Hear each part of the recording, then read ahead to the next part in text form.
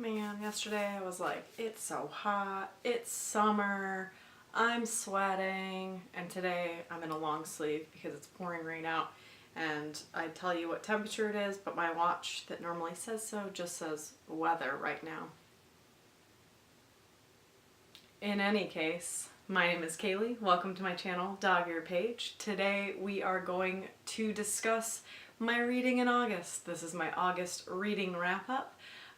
Before I start getting into spiels that don't matter, let's just get into it.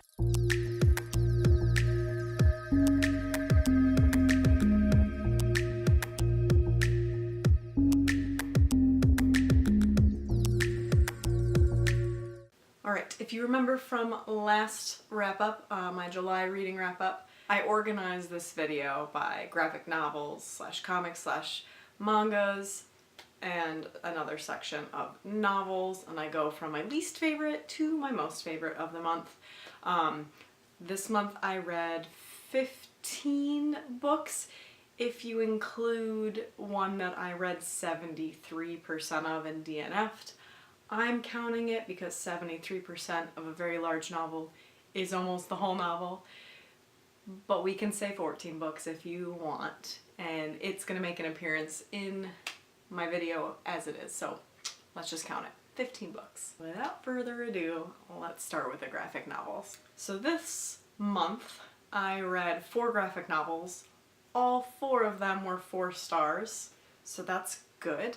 Nothing blew me away, but let's just get into it before I over discuss. I read my first manga this month. I've never read a manga before. I've only read graphic novels, I've read comics, what have you. But I read a manga, and that manga is Berserk. I read the first volume. My husband was lent the first 2 volumes in this series because he's a big Dark Souls fan, and there's not like reference to it, but some of the art looks very Dark Soulsy, and I do believe that Dark Souls was taken from this. I could be wrong about that. I'm not a Dark Souls fan. I don't have the patience for games like that. But it was good. I liked it. It was something, it's all black and white. Took some getting used to read backwards, essentially, for me. But I really enjoyed it. I intended to read the second volume, and I just never got around to it, so I'll probably read it this month, because it doesn't take long to read a manga or a graphic novel. It's very violent, so if you are not into violent things, this is not the manga for you. I enjoyed it. Well, it didn't blow me away. It was weird. I'm interested to see the rest of it, but I'm not like gunning for it. The next 3 I will just lump into one review, which is the Descender series. Now, I thought the series was done. I don't know why I thought that, but the 6th volume is coming out this month, and I can't wait for it. I believe the 28th, it's like the end of the month, so I still got a ways to go, which kind of sucks because now I'm sitting on like a cliffhanger, but I really like this series, you guys. Like, Jeff Lemire, you've heard me talk about him before. He's a wonderful graphic novelist. I've liked everything I've read from him. Descender is no different. Because I'm in volumes 3, 4, and 5, I'm not gonna like go into what they were about because spoilers once you're this far in. But it's sci-fi. It's about robots and humanity and getting to a point in civilization where humans are afraid of the AI and the robots. And I think that's a real fear for us. For some of us anyway. So it's a really good series. I keep thinking about it. I think it's underrated. I don't see it much on BookTube, definitely. Granted, I don't see a whole lot of graphic novels on BookTube, but we're getting there, right? We're starting to see more.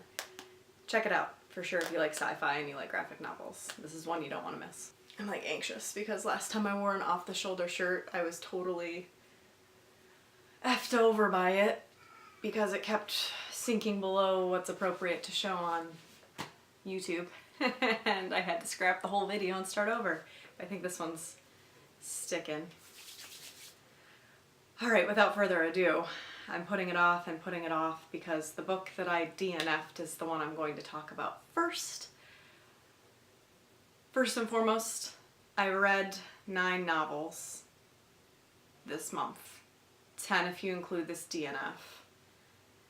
And I'm not gonna get super into why I DNF'd it. If you're interested in a little bit more in-depth review of it, check out my Goodreads, which I'll have linked below in the description. I wrote a little blurb about it. I did end up rating it. I know that's controversial to give a rating to a book you didn't complete. Normally when I DNF a book, I'll give it a 1 star because I feel weird not rating something I didn't like. Isn't that what a rating system is about? Where in this case I gave it a 2 star. And the reason is, before I even hold it up, I understand why it's an important novel. I had really, really high hopes for it. I just spit everywhere. That's how nervous I am. I had really high hopes for it. I really expected to love it. It would have been on a 5-star prediction video if I had done it. I'm just disappointed, and I haven't seen anyone rant about this book so much. But that book is, can you tell I'm nervous? Children of Blood and Bone by Tomi Adeyemi. I couldn't. It's not for me. That's really what it comes down to. The writing style didn't work for me. I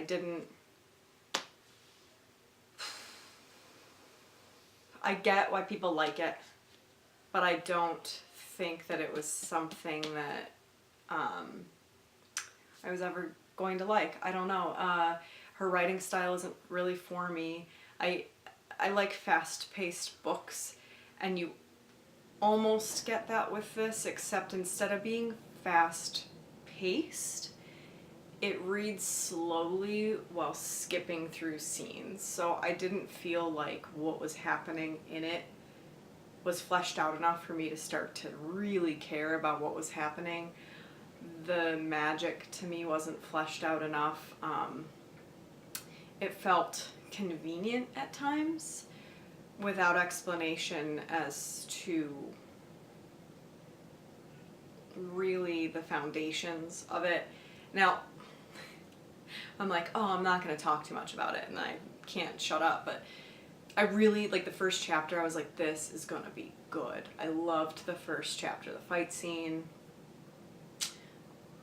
and then it just didn't live up to that, and by the time I got 70-ish% through, I was like, it was more like 65%. I'm just gonna set a goal to read X amount of pages a day and just get through it. And then like 10% later, I couldn't do it anymore. I got to a point where it would be a waste of time for me. And that's why books are subjective, right? Because what isn't for me is a 5-star for someone else. What's a 5-star for me, maybe a DNF for someone else. And that's not to get offended by any of it. That's just how taste works. And that's where I'll end it. It was a 2-star for me. I DNF'd it. I'm sad about it. I had high expectations that didn't meet for me. Also, I had 2 2-stars. One of them was the DNF. I had 2 3-stars, 3 4-stars, and 3 5-star reads this month. I really didn't think I had a good reading month, but then I did. So I think the slump that the DNF book put me into really skewed my idea of my August reading, and it turns out I had a pretty decent month. That said, let's carry on. The second book I gave 2 stars. I read on ebook, and it was The Half-Life of Molly Pierce by Katrina Leno. I really wanted to read a Katrina Leno book. It was the only one that was immediately available through my library. I started reading it. I thought it was a little weird. The concept starts with a girl witnessing the death of a boy that's chasing her on a motorcycle while she's in a car, and he knows her. While he's dying, he like mentions her by name. She has like memory loss, like big black blank memory loss moments, and it was very weird, and I probably would have not read it had it not been super short once I got into it. I'm not like against Katrina Leno by any means. I think it was her first novel, and it was just a weird novel. I didn't hate it. The ending was kind of like, I don't recommend it, honestly. If you're gonna read Katrina Leno, I have Summer of Salt to read for the Contemporary-a-thon. I would check out some of her newer stuff because she's got you can tell that she can write, but that just the first novel just wasn't where it could be. So don't bother with it. 2-star. My first 3-star read of the month was All the Missing Girls by Megan Miranda. It's a thriller. It was unique in its telling, but the uniqueness made it a little confusing. I've talked about it in previous videos, but it's told backwards. So you start from a point and then each day that you get more information from is the previous day, so you're building backwards. And it didn't work for me, mostly because doing that confused, obviously, the timeline for it, so the details got foggy, and then by the time you reach the end and you find out, which is like the beginning, and you find out where it all started, the mystery and death and how it happened, we then go from like 2 weeks later to get the ending and the wrap up, and it felt like it was done so that the end can be wrapped up, I don't want to say sloppily, but like easily, because if you confuse the details, you really don't have to like make sure the ending makes sense. And then at the end, it just kind of seemed like packaged. Here's the bow, and we're done. Wasn't that a neat story?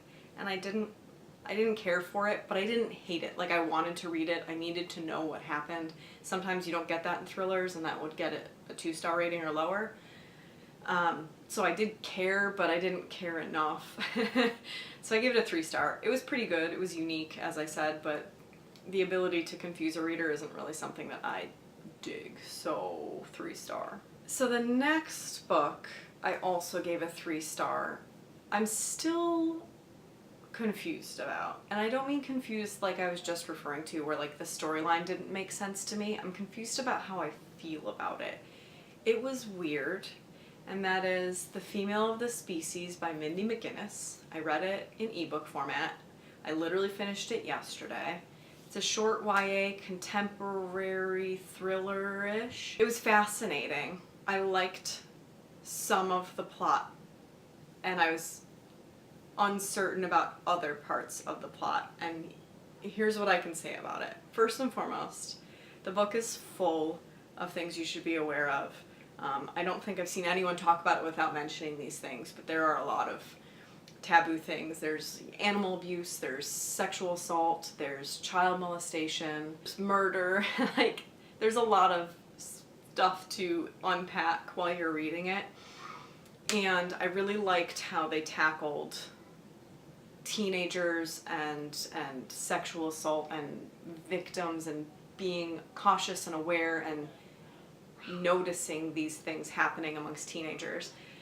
I liked that. The story's told between 3 characters' point of views, and I think she kind of close to nailed how teenagers think and feel and act and say. I mean, I haven't been a teenager in a while, but it felt mostly realistic. But like, it was out there. So in the end, when I closed the ebook, I sat there and I was very uncertain. I waited a few hours before I rated it, and in the end I gave it a 3 because I don't really know how I feel about it. I didn't love it, but it wasn't awful. It was definitely weird. If you want a weird contemporary, that's the book for you. My first 4-star read is Jamina by Amy Kaufman and Jay Kristoff. I listened to it on audiobook during the booktubeathon, so I've talked a lot about it. I won't talk much more about it. I gave it a 4-star as opposed to the 5-star I gave Illuminae because it was a little more convoluted. Also, I was probably a little more distracted, so I guess that's hard to say. I ended up having to like look up, before I started Obsidio, look up the like plot line for Gemina again, just because I didn't fully grasp it. And I think again it was audiobooks, as you've probably heard if you've seen my other videos. I have a hard time focusing when I'm listening to a book. I have to read it myself. So when I do get back to Obsidio, I think I'm going to check out the physical copy and read while I listen, because I love the audiobooks, but My brain doesn't work like that, so I give it a 4-star. I'll end it there because I talked it to death already. My next 4-star reads is Renegades by Marissa Meyer. I just got my own copy. I really, really love the dust jacket on this, the cover. I really liked Renegades. I'd heard about it a lot. I've talked about it a lot, so again, I won't go much into it, but it's like a dystopian sci-fi fantasy, something, something, something. They all bleed together to me, for me sometimes, about life when a lot of people have superpowers. And there are the renegades that are like the police force that like keep people in line and whatnot and save people. And then the anarchists that want to try and take back their lives and not be like bogged down by the rules of the renegades. So there's the two opposing forces that have superpowers. And I really, really liked it. Like, I think I like it more than I liked the Lunar Chronicles. The one thing I'll say that I don't think I've said in the other videos I've mentioned this book is that the ending made me really, really excited for the next book, which comes out this fall. I think it's called Arch Enemies by Marissa Meyer, and I'm really looking forward to it. This was a solid 4-star for me. My next 4-star read is really more of a 4.5, which is why it's the last one listed in my 4 stars, because I looked back on my reading this month and I was like, why did I not give this a 5? I don't remember. But my gut had been to give it a 4, so obviously it was one of the first books I read this month. There was a reason, right? So I'm giving it a 4.5. That's what we'll call it. A solid 4.5. And that is A Darker Shade of Magic by V.E. Schwab. This is one of those books where I've been looking at it for probably a couple years. Whenever I go to Barnes & Noble and I like see it, I would want to pick it up. The cover is kind of eye-catching, you know, on a table. And then I found BookTube, and tons of people talk about this series and V.E. Schwab in general. So when I finally committed to it, I was afraid it was going to be one of those ones that have just been in the background and then stay in the background for me. But it delivered. I really enjoyed it. I loved the world building. I loved the characters. I think at times it was a little predictable. Lila, I guess, falls into the category for me that like Sarah J. Maas characters do, where like kick-ass girl takes no crap from dudes, and it's not like a pet peeve of mine, and it works in a story if you do it right, but like sometimes it gets a little cringy for me because I don't think that you have to like, in order for a woman to be badass, to be the type of girl that's like, fuck everyone else. They exist, and that's totally fine, so it's cool to be in a story. That's just my own personal preference. It gets repetitive. So there you go. That's why I didn't give it 5 stars. Generally speaking, it was a really good book, and I can't wait to get into the rest of the series. One of my favorite things about books is the fact that no matter how much you think you know about a book, until you get it started, you have no idea what you're in store for, and that's, like, by definition what this felt like for me. I had an idea, but I had no idea. Last 4-star. My first 5-star read was part of the Booktubeathon, so again, I won't go over it very much, but that's Fahrenheit 451 by Ray Bradbury. Next to Kill a Mockingbird, this is probably my favorite classic. I don't have much more to say except it lived up to my memory of it from a decade and a half ago, and I loved the reread of it. And if you don't like classics, but you want to try classics, I always recommend To Kill a Mockingbird or Fahrenheit 451. They're two very different stories. They read different pace, but like super cool, especially if you're into sci-fi. Ray Bradbury is kind of known for, you know, being the father of sci-fi. I'm sure that there are people for him, like Lovecraft might count, I guess.